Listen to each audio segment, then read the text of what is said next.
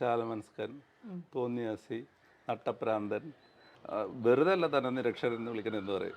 അപ്പോൾ അതൊരു Bolero Excel എന്ന് പറയുന്ന മോഡലാണ്. ഒരു സാധാരണ ബൊലേറോനേക്കാൾ ഒരടി നീളം കൂടുതലുണ്ട്. ഇതിനകത്ത് നമ്മൾ ടോയ്ലറ്റ് ഉണ്ട്, കിച്ചൺ ഉണ്ട്, കിച്ചൺ ഉണ്ട്, രണ്ടാൾക്ക് കിടന്നുറങ്ങാൻ കിടക്കാം, പറ്റും, രണ്ടാൾക്ക് രണ്ടുപേർക്ക് കിടക്കാം. കിടക്കാം, പിന്നെ അത്യാവശ്യം ലാപ്ടോപ്പ് ഒക്കെ വെച്ച് വർക്ക് ചെയ്യാനുള്ള ഒരു മേശയൊക്കെ സൗകര്യമുണ്ട്. ടേബിളൊക്കെ ഉണ്ട്. അപ്പൊ ഇതിനകത്ത് ഈ വണ്ടിയിൽ തന്നെ കിടക്കാൻ തീരുമാനിച്ചതിന്റെ പിന്നിലുള്ള ചേതോ വികാരം എന്തായിരുന്നു? ഈ നിലവിലെ അവസ്ഥ വെച്ചിട്ട് ഞാൻ പറയാം, അത്രയും ഫ്രണ്ട്ലി ആയിട്ടുള്ള സ്റ്റേറ്റ് രാജസ്ഥാനാണ്. നമ്മളിങ്ങനെ വണ്ടിയിൽ നിന്ന് ഇറങ്ങിയിട്ട് അങ്ങോട്ട് പോയിട്ട് കുറച്ച് കഴിയുമ്പോൾ നമുക്ക് തോന്നില്ല വണ്ടി പൂട്ടിയിട്ടുണ്ടല്ലോ എന്നൊരു സംശയം. അതുപോലെ ഞാൻ കിടന്ന് ഉറങ്ങുമ്പോൾ വെളുപ്പിന് 3 മണിക്ക് ഒരാൾ, അപ്പോൾ അയാൾ അതിൽ നിന്ന് പുറത്ത് നീക്കി എൻ്റെ ലാപ്ടോപ്പ് സൈഡിൽ ബാഗ് ഇരിപ്പുണ്ടായിരുന്നു, അത് എടുത്ത് ക്യാമറ ഉള്ള സ്ഥലങ്ങൾ, നല്ല റെസ്റ്റോറൻറ്റ്സ്, ഇപ്പോൾ ധാബ പോലെയുള്ള സ്ഥലങ്ങളാണെങ്കിൽ 24 hours പോകുന്ന റെസ്റ്റോറൻറ്റ്സ് ഒക്കെ ഉണ്ട്, അതിൻ്റെ മുമ്പിലിടും. ഞാൻ ആദ്യം ചെയ്തത് എൻ്റെ കബോർഡിലെ തുണി മുഴുവൻ എടുത്ത് ഇപ്പോൾ കഴിഞ്ഞ ആഴ്ച കൊണ്ടുപോയിട്ട് വയനാട്ടിൽ നമ്മൾ ഉപയോഗിച്ച മോശമല്ലാത്ത ഡ്രസ്സുകളൊക്കെ കൊടുക്കുന്ന സ്ഥലങ്ങൾ കൊണ്ടുപോയി എല്ലാം ഡംപ് ചെയ്തു. താടി വെള്ളം പോലത്തെ ഒരു സാധനം ഇനി തന്നാൽ തന്നെ അങ്ങനെ ഒരു സാധനമാണ് നമുക്ക് കുടിക്കാൻ പറ്റില്ല. എന്താണ് കളിക്കേക്കണെന്ന് തന്നെ മനസ്സിലാവില്ല.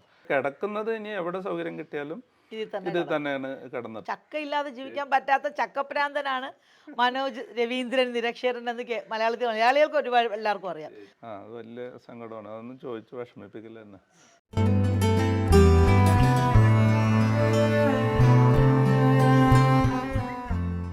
നിരക്ഷരൻ എന്ന വാക്കിനർത്ഥം അക്ഷരം അറിയാത്തവൻ എന്നാണ്. സ്വയം നിരക്ഷരൻ എന്ന് വിളിച്ചു പറഞ്ഞ് നടക്കുന്ന ഒരാൾ നമുക്കിടയിലുണ്ട്. ഇന്ന് ബി വിത്ത് ബീനയിൽ എത്തിയിരിക്കുന്നത് ആ നിരക്ഷരനാണ്. എന്താണ് ഈ നിരക്ഷരൻ എന്നുള്ളൊരു പേരും കൊണ്ട് ഇങ്ങനെ നടക്കാനുള്ള കാരണം എന്നൊന്ന് ആദ്യമേ പറഞ്ഞേ. ചേച്ചി, അത് നമ്മളെ ഈ ബ്ലോഗ് കാലത്ത്, അതിൻ്റെ ഒരു വസന്തകാലത്താണ് നമ്മളൊക്കെ എഴുതാൻ തുടങ്ങിയത്. അപ്പോൾ അന്ന് ഇതിലുണ്ടായിരുന്ന ആൾക്കാരുടെ പേരുകളൊക്കെ നല്ല രസമായിരുന്നു. വിശാല മനസ്കൻ, തോന്നിയാസി, നട്ടപ്രാന്തൻ, അങ്ങനെയൊക്കെ ആയിരുന്നു ആ പേരുകളുണ്ടായിരുന്നത്. അപ്പോൾ അതുപോലത്തെ ഒരു പേര് ആണ് ആ സമയത്ത് നമ്മൾ ആഗ്രഹിക്കുന്നത്.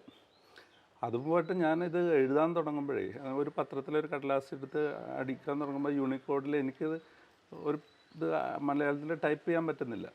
പല പ്രശ്നങ്ങളുണ്ട്, അക്ഷരങ്ങളുടെ കോമ്പിനേഷനും ഒക്കെ ആയിട്ട്. അപ്പോൾ അക്ഷരം എഴുതാൻ അറിയാൻ പറ്റില്ലെങ്കിൽ പിന്നെ അപ്പോൾ വേഗം അങ്ങനെ നിരക്ഷരം എന്ന് പേരിട്ടു. പിന്നെ അതിന് താത്വികമായിട്ട് വേണമെങ്കിൽ ഞാൻ വേറെ പറയാം. നമ്മളിപ്പോൾ എങ്ങനെ എന്തൊക്കെ എത്ര നമ്മളെ ഫീൽഡിൽ നമുക്ക് A to Z അറിയുന്ന ആളാണെന്ന് പറഞ്ഞാലും നമുക്കറിയാത്ത ഒരുപാട് കാര്യങ്ങൾ മറ്റ് പല ഫീൽഡുകളിലായിട്ട് ഉണ്ട്. അതിലൊക്കെ നമ്മൾ ഒരെണ്ണം നമുക്കറിയാമെങ്കിൽ ഒരു 100 നമുക്ക് ടോട്ടലി നിരക്ഷരനായിട്ട് ഉള്ള ഫീൽഡുകൾ വേറെ ഉണ്ട്, വിഷയങ്ങളുണ്ട്. അപ്പോൾ നമ്മൾ ചാകണ വരെ കിടന്ന് മുക്കറിട്ട് പഠിച്ചാലും അതൊന്നും സാക്ഷരത കൈവരിക്കാൻ പറ്റുന്നില്ല. അപ്പോൾ എനിക്കിപ്പോൾ വേറൊരാളെ കയറിയിട്ട് നിരക്ഷരൻ എന്ന് വിളിക്കാൻ പറ്റുമോ? എനിക്ക് എന്നെ തന്നെയല്ലേ വിളിക്കാൻ പറ്റുള്ളൂ. അപ്പോൾ അങ്ങനെ ഈ സ്വയം നിരക്ഷരൻ എനിക്കറിയാൻ പാടില്ലാത്ത ഒരുപാട് കാര്യം. ഈ നിരക്ഷരൻ എന്ന് പറഞ്ഞാൽ തന്നെ ഇപ്പം 3ാമത്തെ പുസ്തകം വരുന്നല്ലേ? ഇല്ല 3ഉം 4ഉം ഒക്കെ ഇങ്ങനെ ഇതിലുണ്ട്. 2 വന്നിട്ടുള്ളൂ. 2 വന്ന് 3ാമത്തെ പുസ്തകം എഴുതിക്കൊണ്ടിരിക്കുന്നു. അപ്പോൾ ആ പുസ്തകങ്ങളിൽ നിരക്ഷരൻ എന്നാണോ വെച്ചിരിക്കുന്നത് അല്ലേ? ആ പുസ്തകങ്ങളിലെല്ലാം നിരക്ഷരൻ. അപ്പൊ എന്നെ മനോജ് എന്ന് പറഞ്ഞാലൊന്നും ആരും അറിയില്ല. മനോജ് രവീന്ദ്രൻ മുഴുവൻ പേര്. അച്ഛൻ്റെ പേരാണ് രവീന്ദ്രൻ. മനോജ് ശരി സ്വന്തം പേര്. പക്ഷെ ഇപ്പം നിരക്ഷരനായി. ഈ നിരക്ഷരൻ എന്നുള്ള പേര് കൊണ്ട് ജീവിച്ചിട്ട് നല്ല തമാശകളൊക്കെ ഉണ്ടായി കാണുമല്ലേ ജീവിതത്തിൽ? ഒരുപാടുണ്ട്. ഒന്നാമത് നിരക്ഷരൻ എന്നുള്ള പേരിൽ ആൾക്കാർ ഇപ്പം മനോജ് എന്ന് പറയും, അതാണ് ഏറ്റവും തമാശയല്ല, ഒരു ശരിക്കും ഐഡൻറ്റിറ്റി പോലെ ആയിട്ടുണ്ട്. മനോജ് എന്ന് പറഞ്ഞാൽ അറിയാത്തവരും നിരക്ഷരൻ എന്ന് പറഞ്ഞാൽ അറിയും. പിന്നെ ഈ ഓൺലൈനിലൊക്കെ നല്ല രസമാണ്. നമ്മൾ എന്തെങ്കിലും തർക്കമൊക്കെ ഉണ്ടായിരുന്നു വെച്ചോ, തർക്കിച്ച് അങ്ങോട്ടും ഇങ്ങോട്ടൊക്കെ തർക്കിച്ച് അപ്പുറത്തുള്ളവർ അവരുടെ തർക്കത്തിൽ അവർ തോറ്റെന്ന് ആയിക്കഴിയുമ്പോൾ അവർ പറയും, വെറുതെ അല്ല തന്നെ നിരക്ഷരൻ എന്ന് വിളിക്കുന്നത് എന്ന് പറയും. അത് പറഞ്ഞാൽ അവർ ജയിച്ചിട്ട് പോകും. അത് നല്ല രസമുള്ള പരിപാടിയാണ്. പക്ഷെ ഞാനെന്തായാലും മനോജ് തന്നെ വിളിക്കും. എനിക്ക് മനോജ് എന്ന് വിളിച്ചാണ് ശീലവും. നിരക്ഷരൻ എന്ന് വിളിക്കുമ്പോൾ എനിക്കൊരു അക്ഷരത്തിനൊരു ഇത് വരുന്നത്. അപ്പോൾ ഒരുപാട് വിശേഷണങ്ങളൊക്കെ വേണമെങ്കിൽ എനിക്ക് പറയാം, ആളുകളുടെ അടുത്തൊക്കെ പറയാം. മനോജിനെ കുറിച്ച് വരുമ്പോൾ നമ്മളൊക്കെ പറയുന്ന കാര്യങ്ങളാണ്. ഓട്ടക്കാരനാണ്, നടത്തത്തിന് പോകുന്നുണ്ട്, സൈക്കിളിൽ കയറി പോകുന്നുണ്ട്, ഇതിനൊക്കെ പുറമെ യാത്രികൻ അല്ലേ? അപ്പോൾ ഇപ്പോഴത്തെ ഈ പരിപാടിയിൽ മനോജിനെ ഞാൻ ശരിക്കും സംസാരിക്കാമെന്ന് വിചാരിച്ചതിൻ്റെ കാര്യം നമ്മുടെ ഭാഗ്യ എന്നുള്ള വണ്ടി തന്നെയാണ്. ഭാഗ്യ ഒരു വണ്ടി വാങ്ങി അതിനെ കൺവെർട്ട് ചെയ്ത് വീടാക്കി മാറ്റി നടക്കുന്ന ഒരാൾ. നിരക്ഷരൻ എന്നുള്ളതുപോലെ തന്നെ ശരിക്കും പറഞ്ഞാൽ ഒരു തമാശ എലിമെൻ്റ് അതിലും ഉണ്ട്. എന്ന് വെച്ചാൽ ആ വണ്ടിക്കൊരു പേര് ഇട്ട് കൊടുത്തിട്ടുണ്ട് ഭാഗ്യെന്ന്. ആ ഭാഗ്യ ഒരു കഥാപാത്രമാണ്. എന്നിട്ട് ഇതിൽ കയറി മാസങ്ങളോളം ഓരോരോ സംസ്ഥാനത്ത് കറങ്ങി നടക്കുക. മനുഷ്യന്മാർ സത്യം പറഞ്ഞാൽ എന്താണ് അസൂയ കൊണ്ട് എന്താണ് ഈ നിരക്ഷരനെ എന്തെങ്കിലുമൊക്കെ ആയിപ്പോട്ടെ എന്ന് വിചാരിക്കുക എല്ലാവർക്കും, അത് കേൾക്കുന്ന എല്ലാവർക്കും. അപ്പോൾ ഈ ആദ്യമേ തന്നെ ഈ ഭാഗ്യയെക്കുറിച്ച് പറയും. ഭാഗ്യ എന്ന് പറയുന്ന കൺവെർട്ട് ചെയ്ത ആ വണ്ടിയിൽ ഇപ്പം രാജസ്ഥാനിൽ നിന്നാണ് ഇങ്ങോട്ട് വന്നിരിക്കുന്നത്. ഏതാണ്ട് 2 മാസത്തോളം എങ്ങാണ്ട് അതിനകത്തായിരുന്നു. അതിനകത്താണ് റോഡിൽ കിടന്ന് ഉറങ്ങുന്നതായിരുന്നു. അതൊക്കെ ഒരു വലിയ അനുഭവമാണ് ശരിക്കും പറഞ്ഞു കഴിഞ്ഞാൽ, കാണുന്നവർക്കും അനുഭവിക്കുന്നവർക്കും കേൾക്കുന്നവർക്കും ഒക്കെ. അപ്പോൾ അതിനെക്കുറിച്ചൊക്കെ ഒന്ന് കേട്ടാൽ ആ വണ്ടി ഒന്ന് നമുക്ക് കാണിക്കണം എന്നുണ്ട്. വണ്ടിയുടെ വിശദാംശങ്ങളൊക്കെ ഒന്ന് കണ്ടൊന്ന് പറയാം. അത് വണ്ടിയുടെ പേര് ശരിക്കും ഭാഗീരഥി എന്നുള്ള, ഭാഗീരഥി അറിയാലോ, നമ്മുടെ നദിയുടെ പേരാണ്. അത് ചുരുക്കിയിട്ട് ഭാഗി എന്ന് വിളിക്കുന്നതാണ്. അപ്പോൾ നമുക്ക് ഏത് നേരവും അത് ഈ പേര് തന്നെ മതി എന്ന് വിചാരിച്ചു, അതോ വേറെ വല്ല പേര്? അല്ല, ഞാൻ ഓൺലൈനിൽ പലരോടും പേരുകളൊക്കെ ചോദിച്ചിരുന്നു. പലരും പല പേരുകളൊക്കെ പറഞ്ഞു. എങ്കിലും ഞാൻ തന്നെ അവസാനം എൻ്റെ കയ്യിൽ നിന്ന് തന്നെ ഇട്ട പേരാണ്. അതൊരു നദിയുടെ പേരാണ്. അപ്പോൾ ഞാൻ ചുളുവിന് ഭാഗീരഥനും ആകുമല്ലോ. ഓക്കെ. അല്ല, പിന്നെ യാത്രക്കാരെ കുറിച്ച് എപ്പോഴും പറയുന്നത് യാത്രക്കാരൊക്കെ നദിയാണെന്നാണല്ലോ. ശരിക്കും പുഴ പോലെ ഒഴുകുന്നവരാണ് യാത്രികര്. ഒരിടത്ത് കെട്ടിക്കിടക്കുന്ന ഒരു പുഴ ഒരു കുളം പോലെ അല്ല. കുളത്തിൽ കിടക്കുന്ന ആളുകൾ അവിടെ കിടന്ന് അതിനകത്തുള്ളതെല്ലാം ചീഞ്ഞും അല്ലെങ്കിൽ വീഴുന്ന സാധനങ്ങളിലൊക്കെ കിടക്കും. ഈ നദിയെ പോലെ ഒഴുകാൻ കഴിയുന്നവനെ യാത്രക്കാരനാവട്ടോ. നല്ലതും ചീത്തയൊക്കെ അതിനകത്ത് വരും. അതിനെല്ലാം അപ്പം ഭാഗീരഥിയുടെ കൂടെ ഒഴുകിയ കഥ പറയും. അപ്പോൾ അതൊരു ബൊലേറോ എക്സൽ എന്ന് പറയുന്ന മോഡലാണ്. ഒരു സാധാരണ ബൊലേറോനേക്കാൾ ഒരടി നീളം കൂടുതലുണ്ടാവും. അപ്പോൾ നമ്മുടെ പുറകിൽ ഡ്രൈവർ സീറ്റ് കഴിഞ്ഞാൽ ബാക്കിയുള്ള സ്ഥലത്ത് ഒരു 6 അടി 6.5 അടി നീളമുള്ള ആൾക്ക് സുഖമായിട്ട് കിടക്കാൻ പറ്റുന്ന പോലെ ബെഡാക്കാൻ പറ്റും. അങ്ങനെ അതിന് ബെഡാക്കിയിട്ടുണ്ട്. അതിൽ ടോയ്ലറ്റ് ഉണ്ട്, കിച്ചൺ സൗകര്യമുണ്ട്. ടോയ്ലറ്റ് ഒക്കെ എങ്ങനെയാ? ടോയ്ലറ്റ് ബയോ ടോയ്ലറ്റ് ആ ഡ്രൈവർ സീറ്റിൻ്റെ പുറകിലുണ്ട്. അത് നമ്മൾ യൂസ് ചെയ്ത് കെമിക്കൽ ടോയ്ലറ്റാണ്. കുളിക്കാനും പറ്റും. കുളിമുറി ഇല്ല എന്ന് മാത്രമേ ഉള്ളൂ. കിച്ചൻ്റെ പുറകിൽ ഒരു കിച്ചണിൽ ഉപയോഗിക്കാൻ വേണ്ടിയിട്ടുള്ള ഒരു ടാപ്പ് ഉണ്ട്. അത് അപ്പോൾ ഈ ടോയ്ലറ്റ് ഇതിനകത്ത് ഇരിക്കുമ്പോൾ അസ്വസ്ഥതയൊന്നും വരൂലേ നമുക്ക്? ഇല്ല, അത് വേണ്ട, ഒരു പ്രശ്നമില്ല. അതിപ്പോൾ രാവിലെ ആ ടോയ്ലറ്റ് ഉപയോഗിക്കുന്നത് വണ്ടി ഇങ്ങനെ തുറന്നിട്ടുള്ളതും ചില്ല് സൈഡിൽ കൂടെ കാണാൻ പറ്റുന്നതായതുകൊണ്ട് നമ്മൾ ഇത് ഉപയോഗിക്കുന്നുണ്ടെന്ന് നമുക്ക് ഇന്ന് രാത്രി ഉറപ്പാണ്. നാളെ ഈ ടോയ്ലറ്റ് ഉപയോഗിക്കേണ്ടി വരും. അങ്ങനത്തെ ഒരു സ്ഥലത്താണ് നമ്മൾ പാർക്ക് ചെയ്തിരിക്കണതെങ്കിൽ രാവിലെ തന്നെ എഴുന്നേറ്റ് കാര്യം. അല്ല, അപ്പം ഈ ഇത് ഉണ്ടാക്കുമ്പോൾ തന്നെ മനോജ് ഇതിനെ കുറിച്ച് പഠിച്ചിരുന്നോ? എങ്ങനെയാണ് ഈ ടോയ്ലറ്റ്? ഇഷ്ടം പോലെ ഇന്ത്യയിലും കേരളത്തിലും ഒക്കെ ഇങ്ങനെ ഒരുപാട് വണ്ടികൾ ആളുകൾ കൺവെർട്ട് ചെയ്ത് നടക്കുന്നുണ്ടോ? ഇന്ത്യയിലുണ്ട്, കേരളത്തിലൊക്കെ ഉണ്ട്, അത്യാവശ്യം ആൾക്കാരുണ്ട്. പക്ഷെ നമുക്ക് അങ്ങനെ ഒരു കാരവൻ സംസ്കാരം ഇല്ല, കുറവാണ്. അപ്പോൾ പുറത്തെ വണ്ടികളൊക്കെ ഒരുപാട് വീഡിയോസ് നമുക്ക് കാണാൻ കിട്ടും. പിന്നെ ഇത് ഉണ്ടാക്കുന്നവർ, ഇത് ഉണ്ടാക്കി തരുന്നവർക്ക് അവരുടെ കേരളത്തിൽ തന്നെയാണോ കൺവെർട്ട് ചെയ്തത്? ഇത് കേരളത്തിൽ തന്നെ ചെയ്താണ്. ഇതിനകത്ത് നമ്മൾ ടോയ്ലറ്റ് ഉണ്ട്, കിച്ചൺ ഉണ്ട്, കിടക്കാം, പിന്നെ അത്യാവശ്യം ലാപ്ടോപ്പ് ഒക്കെ വെച്ച് വർക്ക് ചെയ്യാനുള്ള സൗകര്യം. അത്രയും മതി ഒരാൾക്ക്, അത്ര ആവശ്യമില്ല. പിന്നെ കുളിക്കാൻ ഞാൻ പറഞ്ഞില്ല, അടുക്കളയുടെ ഭാഗത്ത് ഒരു ടാപ്പ് വരുന്നുണ്ട്, അവിടെ പാത്രം കഴുകാനൊക്കെ ആയിട്ട്. അപ്പോൾ അതിൽ അവിടെ നിന്നിട്ട് ഞാനൊരു തോർത്തെടുത്തിട്ട് അവിടെ നിന്നിട്ട് കുളിക്കും. വെള്ളം ഒരു 30 ലിറ്ററിൻ്റെ ഒരു ടാങ്ക് അടിയിലുണ്ട്. വണ്ടിയുടെ അടിയിലാണ് ഇരിക്കുന്നത്. ഈ വണ്ടി പുറത്തുനിന്ന് കണ്ടാലൊന്നും അങ്ങനെ തോന്നൂല നമുക്കിത് സൗകര്യമൊക്കെ ഉള്ളതാണ്. ആ ടാങ്കിൽ നിന്ന് പ്രഷർ പമ്പ് സെറ്റപ്പാണ്. പ്രഷർ പമ്പിലാണ് അതിൽ വെള്ളം വരുന്നത്. അപ്പോൾ ഈ ശരിക്കും ഈ സെറ്റപ്പ് ഉണ്ടാക്കാൻ കുറേ രൂപയായോ? അത്ര അധികമൊന്നുമില്ല. ഒരു പഴയ വണ്ടി ഒരു 3.5 ലക്ഷം രൂപയ്ക്ക് മേടിച്ച വണ്ടിയിൽ 17 വർഷം പഴക്കമുണ്ട്. അതിനകത്ത് ഇത് ചെയ്യാനായിട്ട് പിന്നെ ഒരു 3-4 ലക്ഷം രൂപ ചിലവായി. അപ്പോൾ ഇത്രയും വലിയ യാത്രകളൊക്കെ നടത്തി വഴിയിലൊക്കെ ഇങ്ങനെ കിടക്കുമ്പോൾ ഒരിക്കൽ പ്രശ്നമൊന്നും ഉണ്ടായില്ലേ? വണ്ടി പ്രശ്നമൊന്നും ഉണ്ടാക്കിയില്ല? വണ്ടി ഒരിക്കൽ പ്രശ്നമുണ്ടായി. അതിൻ്റെ എൻജിന് ഇത്തിരി കാര്യമായിട്ടുള്ള ഇത്രയും പഴക്കമുള്ളതല്ലേ. ഒരിക്കൽ അതിൻ്റെ വെടിയും പുകയൊക്കെ വന്നിട്ട് പിന്നെ അത് മൈസൂർ വെച്ചാണ്, ബാംഗ്ലൂരിൽ നിന്ന് മൈസൂർക്ക് പോകുമ്പോഴാണ് അത് സംഭവിച്ചത്. അത് മൈസൂർ കൊണ്ടുപോയിട്ട് ആ പ്രശ്നങ്ങളൊക്കെ കറക്റ്റ് ചെയ്ത് അതിനുശേഷമാണ് പിന്നെ രാജസ്ഥാനിൽ പോയത്. 50 ദിവസത്തോളം രാജസ്ഥാനിലുണ്ടായിരുന്നു. അപ്പോൾ രാജസ്ഥാനിൽ ഈ 50 ഒരു കാര്യം ചെയ്യും മനോജ് എവിടേക്ക് ഈ വണ്ടി പോയി എന്നൊന്ന് പറഞ്ഞുതരും. ആദ്യം ഗോവ. ഈ വണ്ടി എടുത്ത് റെഡിയാക്കിയിട്ട് പോയത് ഗോവയാണ്. ഗോവ മുഴുവനായിട്ട് കണ്ടു തീർത്തു. അവിടുത്തെ 20 കോട്ടകളുണ്ട്. കോട്ടകളാണ്, അതും പറഞ്ഞിട്ടില്ല നമ്മൾ. കോട്ടകൾ കാണാനാണ് ഇപ്പൊ പോയിക്കൊണ്ടിരിക്കുന്നത് അല്ലേ? നമുക്ക് അതിലേക്ക് വരാം. അതിൽ പോയ സ്ഥലങ്ങൾ ഞാൻ പറയാം. 20ഓളം കോട്ടകളുണ്ട്. അതിൽ 6 പേരിന് മാത്രമേ ഉള്ളൂ ഗോവയിൽ. അപ്പോൾ ബാക്കി 14 കണ്ടു, ആ ഡോക്യുമെന്റ് ചെയ്തു, കവർ ചെയ്തു. അത് ബാക്കിയുള്ള സ്ഥലങ്ങൾ വെറും കോട്ടകളല്ല, കോട്ടകളെ ലക്ഷ്യമിട്ടതിന് വേറെ കാര്യമുണ്ട്, അത് പറയാം. അപ്പോൾ 28 ദിവസത്തോളം ഗോവയിൽ. അപ്പോൾ ഗോവ കഴിഞ്ഞു. അത് കഴിഞ്ഞ് തിരിച്ചു വന്നിട്ട് കർണാടകത്തിൽ കുറേ ചെയ്തുകൊണ്ടിരുന്നു. അത് ഞാൻ കുടുംബമായിട്ട് കർണാടകത്തിലുള്ളതുകൊണ്ട് അവിടെ നിന്ന് ഇങ്ങനെ തീർത്തുകൊണ്ടിരുന്നു. അത് കഴിഞ്ഞ് തണുപ്പ് തുടങ്ങുമ്പോൾ വടക്കേ ഇന്ത്യയിലേക്ക് പോകാം, രാജസ്ഥാനോ അങ്ങനെയൊക്കെയാണ് ഞാൻ ഉദ്ദേശിച്ചിരുന്നത്. പക്ഷെ പോകാൻ ഇത്തിരി വൈകി, ജനുവരിയിലാണ് പോകാൻ പറ്റിയത്. എന്നിട്ട് ഇപ്പോൾ ചൂട് തുടങ്ങിയതുകൊണ്ട് തിരിച്ചു പോരുകയും ചെയ്തു. 50 ദിവസം രാജസ്ഥാനിലുണ്ടായിരുന്നു.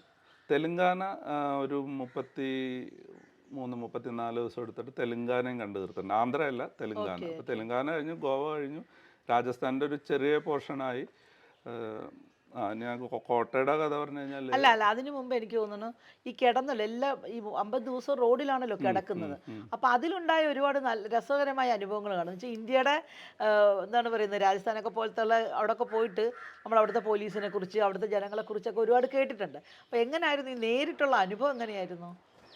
ഇത് ഈ റോട്ടിൽ കിടക്കണം എന്ന് പറഞ്ഞാൽ അത് സത്യത്തിൽ റോട്ടിൽ തന്നെയാണ് കിടന്നത്. എല്ലാ റോട്ടിലുണ്ട്. ഇപ്പം എനിക്ക് എൻ്റെ ഫ്രണ്ട്സിൻ്റെ വീട്ടിൽ ചെന്ന് കിടക്കാനുള്ള സാഹചര്യം ഉണ്ടായപ്പോൾ പോലും ഞാൻ വണ്ടിയിൽ റോട്ടിൽ തന്നെ കിടന്നു. അത് നമ്മുടെ സാധനങ്ങൾ, കമ്പ്യൂട്ടർ, ലാപ്ടോപ്പ് അടക്കമുള്ള സാധനം അതിനകത്തുണ്ട്. അതൊക്കെ വെച്ചിട്ട് ഇപ്പം പരിചയമില്ലാത്തൊരു സ്ഥലത്ത് വീട്ടിൽ പോയി കിടന്ന് തിരിച്ചു വരുമ്പോൾ ഇത് കാലിയാണെങ്കിൽ പ്രശ്നമാവും.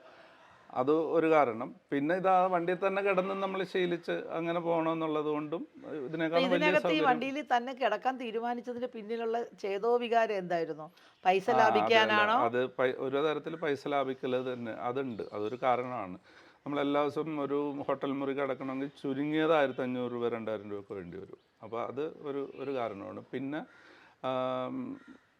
ഉൾപ്രദേശങ്ങളിലേക്കൊക്കെ പോകുമ്പോഴേ നമ്മൾക്ക് ഒരു ഗ്രാമങ്ങളിലേക്കൊക്കെ പോകുമ്പോൾ ഹോട്ടലിൽ എവിടെയെന്ന് വെച്ചാൽ തപ്പണം. ഞാനൊരു 3 മണി 4 മണിയാകുമ്പോൾ ഓട്ടം നിർത്തി അവിടെ എത്തുന്നത് അവിടെ പതുക്കെ കിടക്കാൻ പറ്റിയ സ്ഥലം അന്വേഷിച്ച് തുടങ്ങും, വണ്ടി സേഫായിട്ട് ഇടാനുള്ള. അങ്ങനെ നോക്കുമ്പോൾ ഈ മിക്കവാറും പോയ സ്ഥലങ്ങളിലൊന്നും അങ്ങനെ ഒരു ഹോട്ടൽ എന്ന് പറഞ്ഞാൽ അത് വേണമെങ്കിൽ നമ്മൾ നേരത്തെ ചിലപ്പോൾ റൂം കിട്ടിയില്ലെങ്കിലോ നേരത്തെ ബുക്ക് ചെയ്തിട്ട് പോകുന്നത് ഒരു ടൈം ബൗണ്ട് ആയിട്ട് പോകുന്നതല്ല. ശരിക്കും പറഞ്ഞാൽ നമ്മുടെ യാത്രയ്ക്ക് വല്ലാത്തൊരു സ്വാതന്ത്ര്യം ഇത് നൽകുന്നുണ്ടാവും. അതെ, അല്ലേ? നമ്മൾ സാധാരണ പോകുമ്പോൾ ഹോട്ടൽ ബുക്ക് ചെയ്യണം, പിന്നെ അവിടെ റൂം ഉണ്ടോ എന്ന് നോക്കണം, ചെക്ക് ഇൻ ചെയ്യണം. അതിനെക്കാട്ടിയൊക്കെ ഇപ്പോൾ ഒന്നാമത് ഈവൻ ഓരോ ദിവസം പാക്ക് ചെയ്യുക പോലും വേണ്ട, ഒന്നും വേണ്ട. അല്ലേ? നമ്മുടെ ഡ്രസ്സ് എടുക്കുക, പോക്കുക, ഇതൊന്നും ഇല്ല. വളരെ സന്തോഷം. ഞാനിപ്പോൾ ഇന്ന് ഇവിടെ വന്നിട്ട് ഈ സ്ഥലത്ത് ഇവിടെ കൊള്ളാം 2 ദിവസം ഇവിടെ നിൽക്കാമെന്ന് കരുതി ഞാൻ ചുമ്മാ അവിടെ തന്നെ 2 ദിവസം കൂടും. ഒരാളിപ്പോൾ ഒരു ഇൻട്രസ്റ്റിംഗ് ക്യാരക്ടർ ഒരാളെ കണ്ടാലായിട്ട് സംസാരിച്ചിരുന്ന് കുഴപ്പമില്ല, നാളെയും കൂടി ആളായിട്ട് ഇരുന്ന് കഴിഞ്ഞാൽ രസമായിരിക്കും എന്ന് തോന്നി. അല്ലെങ്കിൽ കുറച്ച് പ്രകൃതി ഭംഗിയൊക്കെ ഉള്ളൊരു സ്ഥലം കൊള്ളാം എന്ന് തോന്നിക്കഴിഞ്ഞാൽ നാളെ ഞാനൊരു സ്ഥലത്ത് ചെല്ലാമെന്നൊന്നും ആരോടും പറഞ്ഞിട്ടില്ല.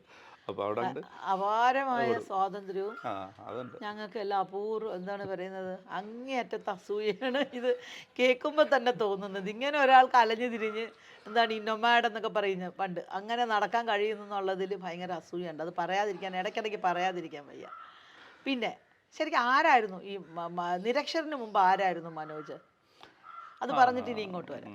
കോളേജിൽ ഞാൻ പഠിച്ചത് കമ്മ്യൂണിക്കേഷൻ എഞ്ചിനീയറിംഗ് ആയിരുന്നു. കണ്ണൂർ എഞ്ചിനീയറിംഗ് കോളേജിലാണ് പഠിച്ചത്. അവിടുന്ന് പുറത്തിറങ്ങിയിട്ട് കുറച്ച് നാൾ IT-ലൊക്കെ പണിയെടുത്തു. അത് കഴിഞ്ഞ് ഞാൻ ഓയിൽ ഫീൽഡിൽ കയറി. അത് അബുദാബി ബേസ്ഡ് ആയിട്ടുള്ളൊരു കമ്പനിയിൽ ഓയിൽ ഫീൽഡിലാണ് ജോലി ചെയ്തിരുന്നത്. അവിടുന്ന് അങ്ങനെ ആ ജോലിയുടെ ഭാഗമായിട്ട് പല രാജ്യങ്ങളിലും പോകാൻ പറ്റിയിട്ടുണ്ട്. പിന്നെ ഭാര്യയുടെ ജോലി സംബന്ധിച്ച് അവർ പോകുന്നിടത്തൊക്കെ അങ്ങനെയും പോകാൻ പറ്റിയിട്ടുണ്ട്. സഞ്ചാരം കുറേ അങ്ങനെ നടന്നിട്ടുണ്ട്. അത് കഴിഞ്ഞ് പിന്നെ ഞാൻ ആ പണി തന്നെയായിരുന്നു തുടർന്നിരുന്നത്. പക്ഷേ എവിടെ പോയാലും ഒരു നിശ്ചിത കാലയളവിൽ നാട്ടിലേക്ക് തിരിച്ചു വരണം, യാത്ര സജീവമായിട്ടുള്ള ഇപ്പോൾ ചെയ്യുന്ന ഈ സാധനം ചെയ്യണമെന്ന് പദ്ധതി ഉണ്ടായിരുന്നു. ഏതാണ്ട് 13 വർഷത്തോളം മനസ്സിലിട്ട് താലോലിച്ച സംഭവമാണ്. അത് ശരിയാ. മനോജിനെ ഞാൻ ആദ്യം കാണുമ്പോൾ തൊട്ട് എനിക്ക് വേണം ഒരു 10 വർഷമായി കാണും മനോജിനെ നമ്മൾ പരിചയപ്പെട്ടിട്ട്. അന്ന് മുതൽ നമ്മൾ കണ്ടിട്ടുണ്ടെങ്കിൽ ഏതാണ്ട് 90% സമയവും മനോജും ഞാനും കൂടി സംസാരിക്കുന്ന മനോജിൻ്റെ ഈ യാത്രയെക്കുറിച്ചായിരുന്നു, ഇല്ലേ? ഞാനും രാജസ്ഥാനിൽ ഒരുപാട് ഗ്രാമങ്ങളിൽ യാത്ര ചെയ്തപ്പോൾ എനിക്ക് തോന്നിയിട്ടുണ്ട് അവിടുത്തെ മനുഷ്യർക്ക് വളരെ വാംത്തുള്ള ആൾക്കാരാണ്. നമ്മളെ അവിടെ കൊണ്ടുപോകാനും അവരുടെ വീട്ടിലേക്ക് കൊണ്ടുപോകാനും ചായ തരാനും അല്ലെങ്കിൽ ആഹാരത്തിന് അവിടുത്തെ സ്ത്രീകളെയൊക്കെ എനിക്ക് വളരെ കുറേ ഗ്രാമങ്ങളിൽ ഞാൻ പോയിട്ടുണ്ട്. തോഗി, ഭീമ എന്നൊക്കെ പറഞ്ഞു. എനിക്ക് വളരെ സന്തോഷമുള്ള മനുഷ്യരായിട്ട്, നമ്മളെ സ്നേഹമുള്ള മനുഷ്യരായിട്ടാണ് സ്വാഗതം ചെയ്യും അവർ നമ്മളെ. അല്ല, അത് ഭയങ്കരമായിട്ടുണ്ട്. അപ്പോൾ എനിക്ക് ചില ദിവസം നമ്മളിങ്ങനെ വണ്ടിയിൽ നിന്ന് ഇറങ്ങിയിട്ട് അങ്ങോട്ട് പോയിട്ട് കുറച്ച് കഴിയുമ്പോൾ നമുക്ക് തോന്നില്ലേ വണ്ടി പൂട്ടിയിട്ടുണ്ടല്ലോ എന്നൊരു സംശയം. അതെ, അങ്ങനെ ഒരു സംശയം വന്നു കഴിഞ്ഞാൽ ഞാൻ രാജസ്ഥാനിൽ തിരിച്ചു വരാറില്ല. ഞാൻ അങ്ങനെ പോകും. എത്ര പ്രാവശ്യം ഞാൻ വണ്ടി അന്ന് തിരിച്ചു വരുമ്പോൾ ചില ദിവസങ്ങളിൽ വണ്ടി പൂട്ടിയിട്ടും ഉണ്ടാവില്ല. അത് ഈ ഡോറിന് അങ്ങനെ സെൻട്രൽ ലോക്ക് ഒന്നുമില്ല. 5 ഡോറും വലിച്ചടച്ചിട്ട് തന്നെ പോകണം. അതിൽ ഒരു ഡോറ് തുറന്നിരിപ്പുണ്ടെങ്കിൽ ഓപ്പൺ ആയില്ല വണ്ടി. അപ്പോൾ ചിലപ്പോഴും എനിക്ക് തോന്നുന്നു ഞാൻ നേരത്തെ ആ ഡോറ് തുറന്നിട്ട് അടച്ചില്ല എന്ന്. പക്ഷെ ഒരു കുഴപ്പമില്ല, ഞാൻ അങ്ങനെ പോകും തിരിച്ചു വരുമ്പോൾ. ഗോവയിൽ എനിക്ക് അത് പറ്റിയിരുന്നില്ല. ഗോവയിൽ ഞാൻ കിടന്ന് ഉറങ്ങുമ്പോൾ വെളുപ്പിന് 3 മണിക്ക് ഒരാൾ ആ ചില്ല് നീക്കാൻ പറ്റുമെന്നുള്ളത് എനിക്കറിയില്ലായിരുന്നു. പുറത്തുനിന്ന് നീക്കാൻ പറ്റുന്ന ഒരു പ്രശ്നമുണ്ട് അതിന്. അത് ഞാനിപ്പോൾ കറക്റ്റ് ചെയ്തിട്ടുണ്ട്. അപ്പോൾ അയാൾ അതിൽ നിന്ന് പുറത്ത് നീക്കി എൻ്റെ ലാപ്ടോപ്പ് സൈഡിൽ ബാഗ് ഇരിപ്പുണ്ടായിരുന്നു. അത് എടുത്ത് അയാൾ ഞാൻ കാണുമ്പോൾ അതിൻ്റെ ഒരു 3/4 ഭാഗം ലാപ്ടോപ്പ് പുറത്തേക്കാണ് ഇരിക്കുന്നത്. പക്ഷേ അതിൻ്റെ വള്ളി എൻ്റെ കാലിൽ കുടുങ്ങി. അതുകൊണ്ട് അയാൾക്ക് വലിച്ചപ്പോൾ ആ വലിയിൽ ഞാൻ എഴുന്നേൽക്കുകയും ചെയ്തു. അപ്പോൾ അയാൾ ഓടിക്കളഞ്ഞു. അത് വെളുപ്പിന് 3 മണിക്ക് ക്യാമറയും ലൈറ്റും ഒക്കെ ഉള്ള ഗോവയിൽ ഇത് കലാങ്കോട്ടിലേക്കുള്ള വഴിയിലാണ് ഈ സംഭവിക്കുന്നത്, ഒരു കഫേ കോഫിയുടെ മുമ്പിൽ. ഓക്കെ. അങ്ങനത്തെ ഒരു മനോജ് സ്ഥലത്ത് ഇത് ഇങ്ങനെ പോകുന്ന വെച്ചാൽ സേഫ്റ്റി എങ്ങനെ മനോജ് ഉറപ്പാക്കിയിരുന്നേ? ഇതിലിപ്പോൾ സേഫ്റ്റി എന്ന് പറയുന്നത് നമ്മളെ സാധനങ്ങൾ മോഷ്ടിക്കുക അങ്ങനല്ല ഞാൻ എന്നുള്ളതാണ്. പറയുന്നത്, ഈ വണ്ടി കൊണ്ട് ഇടുന്ന സ്ഥലങ്ങൾ എങ്ങനെയാ ചൂസ് ചെയ്യുമായിരുന്നേ? അത് ഞാൻ ഈ പറഞ്ഞ പോലെ ക്യാമറ ഉള്ള സ്ഥലങ്ങൾ, നല്ല റെസ്റ്റോറൻറ്റ്സ്, ഇപ്പോൾ ധാബ പോലെയുള്ള സ്ഥലങ്ങളാണെങ്കിൽ 24 hours പോകുന്ന റെസ്റ്റോറൻറ്റ്സ് ഒക്കെ ഉണ്ട്. അതിൻ്റെ മുമ്പിലിടും. അവരോട് കഥയൊക്കെ പറഞ്ഞു കഴിഞ്ഞാൽ അപ്പോൾ അവിടെ നിന്ന് രാത്രി ഭക്ഷണം കഴിക്കും, രാവിലെ എഴുന്നേറ്റ് വന്ന് ബ്രേക്ക്ഫാസ്റ്റും അവിടെ നിന്ന് കഴിക്കും. 2 നേരം ഭക്ഷണം കഴിച്ച് 2 ദിവസമൊക്കെ അവിടെ കിടക്കുന്നുണ്ടെങ്കിൽ അവർ കമ്പനിയാവും. അങ്ങനെ ഗോവയിൽ പല സ്ഥലത്തും ഞാൻ റെസ്റ്റോറൻറ്റുകൾ അവർ നമ്മുടെ സ്വന്തം ആൾക്കാരായി മാറിയിട്ടുള്ള സംഭവങ്ങളുണ്ട്. രാജസ്ഥാനിലോ? രാജസ്ഥാനിൽ അതിനേക്കാളും ഗ്രാമങ്ങളിലൊക്കെ ഒരുപാട് ഗംഭീരമായിരുന്നു. പോയില്ലേ? രാജസ്ഥാനിൽ അതിനേക്കാളും ഗംഭീരമായിട്ടുള്ള ഇതായിരുന്നു. RTDC, രാജസ്ഥാൻ ടൂറിസം ഡെവലപ്മെൻറ്റ് കോർപ്പറേഷൻ്റെ ജനറൽ മാനേജറാണ് പരിചയപ്പെടുന്നത്. അപ്പോൾ അവരുടെ ഏത് ഹോട്ടലിൽ പോയി കഴിഞ്ഞാലും രാവിലെ എനിക്ക് അവിടെ ഒരു റൂം ഫ്രഷ് ആകാൻ വേണ്ടിയിട്ടുള്ളത് തരും. അപ്പോൾ അങ്ങനെ റൂം കിട്ടുന്നിടത്ത് ഞാൻ എൻ്റെ വണ്ടിയിൽ ടോയ്ലറ്റും ഒന്നും ഉപയോഗിക്കില്ല. പോയി കുളിച്ച് ഫ്രഷായി ഡ്രസ്സൊക്കെ കഴുകി, 2 ഡ്രസ്സുള്ള ആകെ, ഒരെണ്ണം ഇന്നിടുന്നത് കൊണ്ടുപോയിട്ടുള്ളൂ. അത്രയും മതി ചേച്ചി, അതിൽ കൂടുതൽ അതിപ്പോൾ ഇപ്പോഴാണ് മനസ്സിലാണോ, ഞാനിപ്പോൾ എൻ്റെ അലമാരി മുഴുവൻ വാരി ആൾക്കാർക്ക് കൊടുത്ത് കാലിയാക്കി.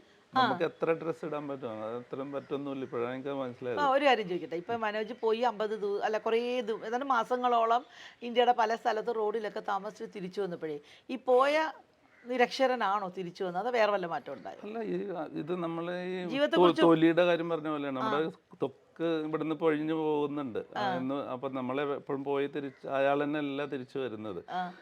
അത് പറഞ്ഞ പോലെ നമ്മൾ ഇതിനകത്തും ഈ മാറ്റങ്ങൾ ആയിട്ട് തന്നെയാണ് നമ്മൾ ഒരിക്കലും അല്ല. ഒരു 10 ദിവസം യാത്ര ചെയ്ത് തിരിച്ചു വരുമ്പോൾ നമ്മൾ വേറെ ആളാണ് തിരിച്ചു വരുമ്പോൾ.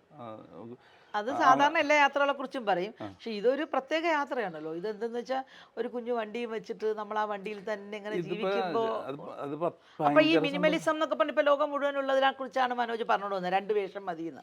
2, 3 ഇപ്പൊ ഇന്ന് എന്തെങ്കിലും കാരണവശാൽ എനിക്ക് തുണി കഴുകാൻ പറ്റില്ല, കുളിക്കുമ്പോൾ തന്നെയാണ് അത് കഴുകുന്നത്. ഈ പാൻറ്റും ഈ ഷർട്ടും 15 മിനിറ്റ് കൊണ്ട് ഉണങ്ങി കിട്ടുന്ന തരത്തിലുള്ള വേഷങ്ങളാണ്. അത് വണ്ടിയിൽ തൂക്കിയിടുമ്പോൾ ഒരു സ്ഥലത്ത് എവിടെയെങ്കിലും പോയി പാർക്ക് ചെയ്ത് തിരിച്ചു വരുമ്പോൾ അത് ഉണങ്ങിയിട്ടുണ്ടാവും. അപ്പോൾ എന്താണ് വേഷങ്ങളുടെ ഞാൻ പറഞ്ഞ കാര്യം വിട്ടുപോയി. അല്ല, 2 വേഷം മതി, 2-3 വേഷം. ചിലപ്പോൾ ഒരു ദിവസം നമുക്ക് കഴുകാൻ പറ്റാത്തൊരു സാഹചര്യം എക്സ്ട്രാ ഒന്നും കൂടെ അന്ന് മാത്രമാണ് ഇത് എടുക്കണം. പക്ഷെ അപ്പോൾ എൻ്റെ അടുത്ത ദിവസം കഴുകിയിട്ടുണ്ടെന്ന് ഉറപ്പ് വരുത്തണം, വേറെ തുണിയില്ല. അങ്ങനെ തിരിച്ചു വന്നിട്ട് തിരിച്ചു വന്നപ്പോൾ ഞാൻ ആദ്യം ചെയ്തത് എൻ്റെ കബോർഡിലെ തുണി മുഴുവൻ എടുത്ത് ഇപ്പോൾ കഴിഞ്ഞ ആഴ്ച കൊണ്ടുപോയിട്ട് വയനാട്ടിൽ നമ്മൾ ഉപയോഗിച്ച മോശമല്ലാത്ത ഡ്രസ്സുകളൊക്കെ കൊടുക്കുന്ന സ്ഥലങ്ങൾ കൊണ്ടുപോയി എല്ലാം ഡംപ് ചെയ്തു. 1 പ്രാവശ്യം 2 പ്രാവശ്യമൊക്കെ ഇട്ടിട്ടുള്ള ആ സാധനങ്ങളെല്ലാം ഞാൻ ഒഴിവാക്കി. ഈ സാധനങ്ങളൊക്കെ തന്നെ ഇട്ടിട്ടാണ് അത്രേ ആവശ്യമുള്ളത്. അപ്പൊ മനോജിനുണ്ടായ ഒരു വലിയ മാറ്റമാണത്. അതെ. അല്ല, പിന്നെ വേറൊരു ഏറ്റവും വലിയ ഇത്, ഇങ്ങനെ പോകുമ്പോഴുള്ള ഭക്ഷണം എങ്ങനെയായിരുന്നു, ഉണ്ടാക്കുമായിരുന്നു അതോ? ഭക്ഷണം മിക്കവാറും സ്ഥലത്ത് ഭക്ഷണം കിട്ടുന്നുണ്ട്. ഭക്ഷണത്തിന് അങ്ങനെ ഒരു പ്രശ്നം എനിക്ക് ഈ 50 ദിവസത്തിലൊരു 15 പ്രാവശ്യം ഞാൻ കുക്ക് ചെയ്തിട്ടുള്ളൂ. അത് മിക്കവാറും ബ്രേക്ക്ഫാസ്റ്റ് അങ്ങനത്തെ, ഉച്ചയ്ക്കും രാത്രിയൊക്കെ എനിക്ക് അവിടെ നിന്നെങ്കിലും ഭക്ഷണം കിട്ടിയിട്ടുണ്ട്. ബ്രേക്ക്ഫാസ്റ്റ് എനിക്ക് ആ ഒരു സമയത്ത് വണ്ടിക്കകത്ത് അടുക്കള അധികം ഉപയോഗിച്ചില്ല. അത്രേ ഉള്ളൂ. ഒരു 15 പ്രാവശ്യം കുക്ക് ചെയ്തിട്ടുണ്ടാവുള്ളൂ. അതും ബ്രേക്ക്ഫാസ്റ്റിന് വേണ്ടി മാത്രം. പിന്നെ ചായ ഉണ്ടാക്കണം. രാവിലെ ഒരു ചായ, നല്ല തണുപ്പുള്ള പ്രഭാതങ്ങളായിരുന്നു. അപ്പോൾ നല്ല രസമാണ് ഒരു കട്ടൻ ചായ കുടിച്ച് ഇരിക്കാനായിട്ട്. ഇപ്പോൾ കാലത്ത് രാജസ്ഥാനിൽ കട്ടൻ ചായ എന്ന് പറയുന്ന സാധനം അവർ പോയിട്ടുള്ളവർക്കറിയാം. ക്യാ ചീസ് എന്ന് ചോദിക്കും. ബ്ലാക്ക് കോഫി, ബ്ലാക്ക് ടീ എന്നൊക്കെ പറഞ്ഞാൽ അവർക്കറിയില്ല. കാടിവെള്ളം പോലത്തെ ഒരു സാധനം ഇനി തന്നാൽ തന്നെ അങ്ങനെ ഒരു സാധനമാണ് നമുക്ക് കുടിക്കാൻ പറ്റില്ല. എന്താണ് കലക്കേക്കണെന്ന് തന്നെ മനസ്സിലാവില്ല. അപ്പം അങ്ങനെ ഒരു 1-2 പ്രാവശ്യം കഴിഞ്ഞപ്പോൾ ഞാൻ അത് ഉപേക്ഷിച്ച്. ഞാൻ കട്ടൻ ചായ കുടിക്കാറില്ല, പാല് ഉപയോഗിക്കാറില്ല. അപ്പോൾ വണ്ടി തന്നെ അങ്ങനെയൊക്കെ കുറച്ച് വളരെ ചുരുക്കത്തിൽ ഭക്ഷണത്തിൻ്റെ പ്രശ്നമില്ല. ഭക്ഷണം ഒരിടത്ത് കിട്ടാതെ വന്നാൽ കുക്ക് ചെയ്യാൻ വേണ്ടി മാത്രമുള്ളൊരു സജ്ജീകരണമാണ്. അതുപോലെ നേരത്തെ ടോയ്ലറ്റിൻ്റെ പറഞ്ഞതും അങ്ങനെ തന്നെയാണ്. വേറെ ഇവിടുത്തെ ഒരു സൗകര്യം കിട്ടിയില്ലെങ്കിൽ ഈ വണ്ടിയിൽ ഉപയോഗിക്കും. പക്ഷെ കിടക്കുന്നത് ഇനി എവിടെ സൗകര്യം കിട്ടിയാലും ഇതിൽ തന്നെയാണ് കിടന്നിട്ടുള്ളത്. അപ്പോൾ ഒരു ഗുണമുള്ളതെന്ന് വെച്ചാൽ നമ്മളുടെ ഈ പുറത്ത് ഇപ്പോൾ വീടിനകത്ത് കയറി കിടന്നാൽ 12 ഡിഗ്രി എന്ന് പറഞ്ഞ ടെമ്പറേച്ചർ ഫോണിൽ നോക്കിയാൽ കാണിക്കുന്നത്, വീടിനകത്ത് അത് 16 ഡിഗ്രി ആയിരിക്കും അകത്ത്. എനിക്ക് ഈ 12 ഡിഗ്രി തന്നെ വെളിയിൽ കിട്ടും വണ്ടിയിൽ. അത് ഒരു രസമുള്ള കാര്യമാണ്. തണുപ്പത്ത് വണ്ടിയിൽ കുളിരത്തില്ലേ? അത്ര അതിന് താഴോട്ട് തണുപ്പ് പോയി കഴിഞ്ഞാൽ സ്ലീപ്പിംഗ് ബാഗിൽ കയറും. സ്ലീപ്പിംഗ് ബാഗ് ഉണ്ട്, ജാക്കറ്റ് ഇട്ട് സ്ലീപ്പിംഗ് ബാഗ് കയറി കഴിഞ്ഞാൽ ആ പ്രശ്നം തീർന്നു. അതിപ്പോൾ മൈനസിലേക്ക് പോയാൽ അതിനുള്ള സ്ലീപ്പിംഗ് ബാഗ് ഉണ്ട്. അപ്പോൾ അത്രയും പോയിട്ടില്ല. പക്ഷെ അത് നമുക്കിവിടെ കിട്ടുന്ന ക്ലൈമറ്റ് അല്ല. അപ്പോൾ അത് കിട്ടുന്ന സമയത്ത് അത് ആസ്വദിക്കുക എന്നുള്ളതാണ്. അപ്പോൾ മനോജേ, ചായ പ്രശ്നം മനോജ് ചായ ഇട്ട് കട്ടൻ ചായ ഉണ്ടാക്കി പരിഹരിച്ചു. പക്ഷെ ചക്ക പ്രശ്നം എന്തായിരുന്നു? ചക്ക ഇല്ലാതെ ജീവിക്കാൻ പറ്റാത്ത ചക്കപ്രാന്തനാണ് മനോജ് രവീന്ദ്രൻ നിരക്ഷരൻ എന്ന് മലയാളികൾക്ക് ഒരുപാട് എല്ലാവർക്കും അറിയാം. ചക്ക എന്തോ ഇത് അവിടെ പോയിട്ട് കിട്ടിയോ? ചേച്ചി കൊതിപ്പിക്കലുണ്ട്. ഞാൻ ഈ പ്രാവശ്യം വന്നിട്ട് കിട്ടിയിട്ടില്ല കാര്യമായിട്ടൊന്നും. ഇപ്പൊ വന്നിട്ട് സീസണാണ്. രാജസ്ഥാനിൽ എന്തോ ഒന്നുമില്ല അവിടെ. പക്ഷെ ഞാൻ ഡൽഹിയിൽ കണ്ടിട്ടുണ്ട്. ഡൽഹിയിലൊക്കെ വിൽക്കാനും വെച്ചിട്ടുണ്ട്. രാജസ്ഥാനിലെ ചക്ക ഒന്നുമില്ല. ഭയങ്കര ഡൽഹിയിൽ ഞാൻ താമസിച്ചു. ഈ ആൾക്കാർ കണ്ട ആൾക്കാർ മുഴുവൻ പ്രാക്കാണ് ചെയ്യുന്നത്. കിട്ടിയില്ല. കാരണം നമ്മളിവിടെ ഇട്ടിട്ട് ഇതിട്ട് കൊതിപ്പിക്കുമല്ലോ. അതിന്റെ എനിക്ക് കിട്ടി. ഞാൻ നല്ലോണം കിട്ടി, വേദന ചെയ്തിട്ട് വീർത്ത് വന്ന്. ഇവിടെ വന്നിട്ട് ഞാൻ ഇവിടുന്ന് കിട്ടി. എനിക്ക് വാളയാറിന്ന് ഇങ്ങോട്ട് കേരളത്തിലേക്ക് കേറുമ്പോ ചക്ക കണ്ട അവിടെ നിന്ന് മേടിച്ചോണ്ടാണ് ഞാൻ ഇങ്ങോട്ട് വന്നത്. പക്ഷെ അങ്ങോട്ട് മനോജ് എന്താ ആലോചിക്കാത്ത? വണ്ടിക്കകത്ത് രണ്ടെണ്ണെങ്കിലും കൊണ്ടുവരുന്നില്ലേ രാജസ്ഥാനിലേക്ക് പോകുമ്പോ? അത് എത്ര ദിവസത്തേക്ക് ഉണ്ടാവും? ഒരു അത് പോകുമ്പോ സീസൺ അല്ല ചേച്ചി, ഇവിടെ സീസൺ അല്ല. പിന്നെ അത് അടുത്ത പ്രാവശ്യം രണ്ട് ചക്ക എന്ന് പറഞ്ഞാൽ എനിക്ക് എത്ര നേരത്തേക്ക്. പക്ഷെ മനോജ് ഫ്രീസറിലൊക്കെ വെച്ച് കൊണ്ടുപോകാറ് ചക്ക അവധിയത്തില്ലേ? ഫ്രീസ് ചെയ്യുമല്ലോ. അത് വീട്ടിലല്ലേ, വണ്ടി ഓഫ് ചെയ്താ എല്ലാം കട്ടായില്ലേ, ഫ്രീസർ ഫ്രിഡ്ജൊക്കെ ഓഫ് ആയില്ലേ. അപ്പൊ ചക്ക പ്രശ്നം, ചക്കയാണ് മനോജിന്റെ യാത്രയില് വണ്ടിയിൽ ഒരു പ്ലാവ് നടന്നതിനെ പറ്റി ഞാൻ ആലോചിക്കുന്നുണ്ട്. അതേ രക്ഷയുള്ളൂ ഇനി. അതെ അല്ല, പക്ഷെ വേറെ ഇന്ത്യയില് വേറെ സ്ഥലത്തൊക്കെ കിട്ടുമായിരിക്കും. ഗോവയിൽ കിട്ടിയില്ലേ? ഗോവയിൽ കിട്ടിയിരുന്നു, ഗോവയിൽ കിട്ടും, മഹാരാഷ്ട്രയിലും കിട്ടും, കർണാടകയിലൊക്കെ കിട്ടും. ഇല്ലാന്നല്ല പറഞ്ഞു. പക്ഷെ രാജസ്ഥാനിലില്ല. രാജസ്ഥാനിൽ സീസണും അല്ലല്ലോ, സീസൺ അല്ല. ഒരുപാട് മരുഭൂമിയൊക്കെ ഉള്ള സ്ഥലമാണ് അവിടുത്തെ. അവിടെ ചക്കയില്ല. ഉണ്ടാകുമായിരിക്കും, പക്ഷെ മനോജിന് തേടിയെത്തിയില്ല. അത് വലിയ സങ്കടമാണ്. അതൊന്നും ചോദിച്ചു വിഷമിപ്പിക്കില്ല എന്നെ.